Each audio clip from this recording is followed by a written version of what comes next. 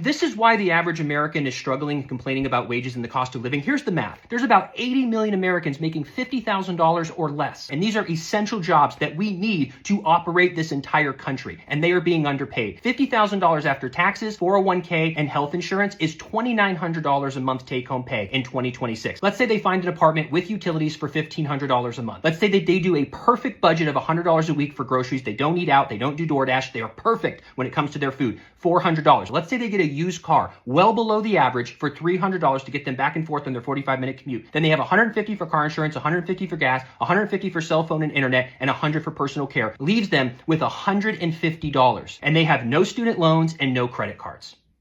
How is somebody in America in 2026 who is financially perfect, zero debt, investing in their 401k, budgeting to the dime, has $150 left over? How do they go on dates? How did they travel? God forbid, what if someone passes away in their family and they have to go travel out of state to the funeral, or a friend is getting married? They would have to put that on a credit card. We have built an economy that if you're perfect, you still have to have a second job in order to make progress. And it's so exhausting to hear people just throw out these things. Would you ever think about cutting your expenses? What are you gonna cut? This person is perfect. The wages have to go up, or we need to cut taxes on the first $100,000 and allow people to keep their money. To be honest with you, I don't know if that American dream is going to come back. As this person said, the American dream is gone. If you're making $50K a year right now, you can't be paying $1,500 a month in rent. You need to be living with someone and sharing the rent and expenses. For me, the biggest thing you left out are medical bills. Even the smallest medical bill will be tough to pay on that budget. You're spot on the rest though. Generally speaking, any outcome that you're not even expecting, like maybe your car fails and you have to pay for the repairs, can actually put you in a financial hole. 18 of the 20 states with cost of living above national average are blue. Yeah, but even the red states are starting to get more expensive, with data centers even moving there, utility bills are rising, with no jobs or opportunity around the area. You're gonna go and live there and find out that your quality of life is gonna go down tremendously. Yeah, my landlord called to collect the rent, but I don't even fucking got it, man. Why the fuck the first comes so goddamn fast? I feel like it was just June 1st. Yeah. I know I ain't complaining about paying no bills. It's the money. I ain't making enough money. I feel like I work so much but don't get paid. Shit. And then why the fuck we gotta get paid every 2 weeks? Why we can't do 80 hours in goddamn 1 week? God damn, life is just... Your paycheck might not be keeping up with higher prices. This chart shows the change in average hourly earnings, in what the average American makes in an hour of work. It jumped around a bunch during the pandemic, and then it's been slowing steadily ever since. And in the most recent period, earnings are only up 3.5% over the past year. But it's a particularly big issue right now because of inflation. When the US went to war with Iran, the Strait of Hormuz shut down, oil prices jumped. That showed up very quickly at the gas pump, and so consumer prices have jumped. If we look at these two lines together on the chart, and if you zoom in a little bit over just the past few months, we can see a real reversal from what we had been seeing over the past couple of years, which was a period of slowing inflation and still relatively solid wage growth. Those two lines come very close, perilously close to each other. Pay has barely kept up with inflation or even fallen slightly behind it. So what it means is that right now, American workers are losing ground. Their pay is not rising as quickly as prices. This is hitting lower income workers especially hard. Lower wage workers are actually seeing the smallest gains in pay. And at the same time, more of their paycheck goes to filling up the tank. And so they're getting squeezed from both sides. And the longer it goes, the more we're going to see families needing to make tough decisions and pull back in other areas. And that can start this sort of chain reaction. We're still at a point here where this pickup in inflation is relatively contained. But the longer this goes on, the more that high fuel prices feed through to food, feed through to goods that have to be shipped across the ocean, the more that can start to really hit a wider swath of Americans in a more significant way. Okay, my issue with this video is the fact that he's using the average wage, because that is definitely going to be obscured with people who are high earners, like billionaires or Elon Musk out there making $1 trillion. You should be looking at the median wage, because that will show you the true depiction of where everyone sits. I feel like I've been poor all my life because as soon as I cracked a new tax bracket, inflation has zoomed past. That's exactly how every generation after the boomers feel, because you've been told work hard, get a degree, you're going to get a stable job, and then eventually buy a home and support a whole family. But the situation is not that. Basically living paycheck to paycheck. Not a place I want to stay, but thank God billionaires have their tax cuts. There's this whole myth that if you pay cashiers a living wage, all of a sudden milk's going to be like $40 a gallon. But that's not true, and Costco has proved it. So there's this guy, Tony Barzar, that lives in Arizona. He's worked for Costco as a cashier for 40 years. There's this whole myth that if you pay cashiers a living wage, all of a sudden milk's going to be like $40 a gallon. But that's not true, and Costco has proved it. So there's this guy, Tony Barzar, that lives in Arizona. He's worked for Costco as a cashier for 40 years. So to suggest that he's unskilled labor, it's bullshit. Longtime laborers like that, they are efficiency machines. Like they know the system, they know the process, they know how to check people out, they know how to train new hires, which is really important. I know when I was in business, one of the biggest costs you have is if you have turnover. You've got these vacancies, your customers aren't being treated as well. What's the value of that? A lot more than $15 an hour. Whereas if you have somebody that likes their job, somebody who stays there for 40 years because they like their job, they're going to give better service to your customers. That's worth a hell of a lot more than the $15 an hour you may save by underpaying those people. This guy, when he was being interviewed, he said his copay for medical visits is $15. I can tell you that's a tiny fraction of my copay when I go to the doctor. But what does that mean? That means he's not afraid to go to a doctor visit. He doesn't think he's going to have to mortgage his house to go to the doctor. So he's going to stay healthier. He's going to stay on top of his health, which means he's going to miss less days from work. And guess how much this guy makes as a cashier?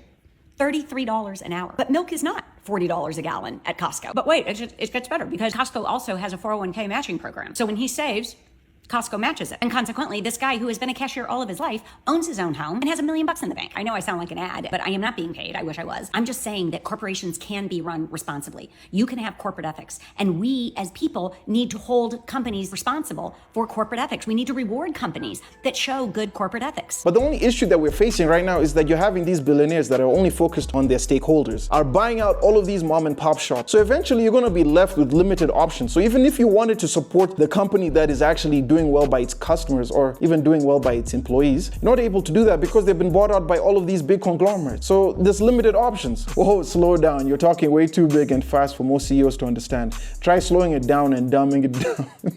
Trust me, the CEOs understand what's happening. These people are not dumb. They just don't want to pay people a livable wage. Knowing how Costco treats their employees is why I have a membership and own stock. I mean, that's a good thing. But how about those people who own stock for Walmart and go there and shop there, even if they know that the employees are not paid a livable wage? And the reason why people own Walmart stocks is because the dividends pays really well. So how do you even combat that? You're the stakeholder that's causing all of this issue. A lot of Americans out here are working all the time. They basically have sold their entire lives for another dollar. Yet people can barely get by. People are getting to a point where they literally can't pay their bills anymore. And as long as the wages at these employers continue to stay stagnant, as long as the cost of living keeps going up, you're going to see more people crashing out. You're going to see more people getting angry. You're going to see more people resorting to crimes and violence because this shit isn't sustainable. Like, we're all literally forced to work ourselves to death for absolutely no reward. And people can only carry the stress and the unbearable weight for so fucking long until people, quote unquote, go crazy. It's like, I quite literally understand why people are going insane because it's like everybody has a limit, and I feel like there's a lot of Americans out here that have been completely pushed past their limits. Then you wonder why we're all mean and on edge and why we hate each other, because it's not normal to work like a dog, fall further behind, don't know how you're going to make ends meet day in and day out, don't even know where your next meal is going to come from. We should be rising up. It technically is our constitutional duty to overthrow our administration if they are too corrupt. They want us to shut up and be quiet, but now is the time to get loud and speak out and say this shit isn't normal and this shit isn't okay. What is it that you get paid currently? Senator, that's well disclosed in our proxy documents in each of the years that I've been employed. Yeah, but what is it? It's a big number, sir. Well, let me help you out. It's 32.8 million this year. Does that sound right? Yes, it does. That's a 45% increase over last year. Does that sound right? Yes, it does. You've got 32,000 machinists. These are American workers who work for you. These are Boeing employees in the Pacific Northwest. Well, they got 1% wage increases over 8 years. 1% over 8 years. You got a 45% increase just last year, and you're making $33 million. Do you think maybe these folks deserve a raise? Oh, they will definitely get a raise. Good. Good. I hope it's a substantial one. And I hope that maybe this will be an opportunity for Boeing under new leadership to reverse course and actually start making things again, start making things in this country again, and start paying its people well. I've listened to your testimony, and it seems like the gist of it seems to be that if you could just get your employees to comply, follow the rules, follow your management techniques, etc., things would be better. I don't think the problem's with the employees. Oh, it's actually not. It is no, not. I think the agree. problem's with you. It's the C-suite. It's the management. It's what you've done to this company. That's where the problem is. The problem's at the top. Your engineers, they're probably the best in the world. Your machinists, they're outstanding. You're the problem. Damn. And I just hope to God that you don't destroy this company before it can be saved. Damn, I like how you cooked him up. $33 million a year. 45% in a year when employees get 1% in 8 years is outrageous. Almost unbelievable. I mean, that's the capitalistic world we live in right now. He has more money than anyone can do with it, bro. Like, that's crazy. Someone put this down and said he makes $89,000 a day. All your problems will be solved within that one day. I know my problems will be solved within that one day of pay. The government says your wages have never been higher, but I have two Big Macs here that disagree. In 2005, the minimum wage was $5.15 and a Big Mac was $2.50, which means an hour of work could buy a Big Mac for you and one for your friend. Fast forward to today, minimum wage is $7.25, which sounds like an improvement. However, the same burger now is almost $6. So 1 hour of work today buys you just one Big Mac. So your friends has to go. So next time you hear the government say wages are higher than ever, remember that missing Big Mac.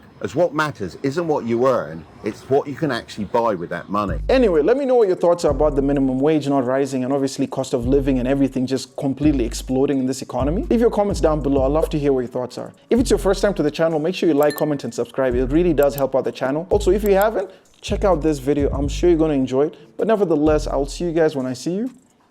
Peace.